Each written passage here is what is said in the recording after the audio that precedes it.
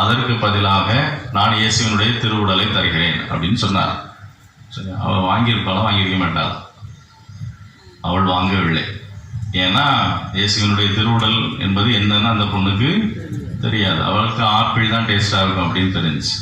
அதே போல தான் நம்மில் பலரும் இருக்கிறோம். இந்த உலகத்தில் இருக்கக்கூடிய உலக ஆசைகள் எனக்கு போதும் கடவுள் என்பது அது பிறகு பார்த்துக்கலாம். வயசான பிந்தி நிறைய பேர் நிலைவாழ்வு என்பது வயசான பின்பு யோசிக்கப்பட வேண்டியது அப்படின்னு நினைப்போம். நிலைவாழ்வு என்பது வயசான பிந்தி, ஒரு 60 வயசு தொட்ட பிந்தி அதை பற்றி யோசித்தா போதும். அதுக்கு பிறகு தான் பக்தி முத்தி கோயிலில் வந்து படுத்து கிடப்போம். சரியா? அப்படி கிடையாது. இறப்பு என்பது சின்ன பிள்ளைக்கும் வரும், இளம் வயதிலும் வரும், திருமணமான விதியும் முதுமையிலும் யாருக்கும் எப்போதும் வரும். அதற்கு நம்மை தயாராக்கி கொண்டு இந்த 4 விஷயங்களையும் நாம் கடைபிடிக்க முற்படுகின்ற பொழுது அந்த நிலை வாழ்வுக்கு நாம் பெறுவதற்கு நாம் தகுதி பெறுகிறோம்.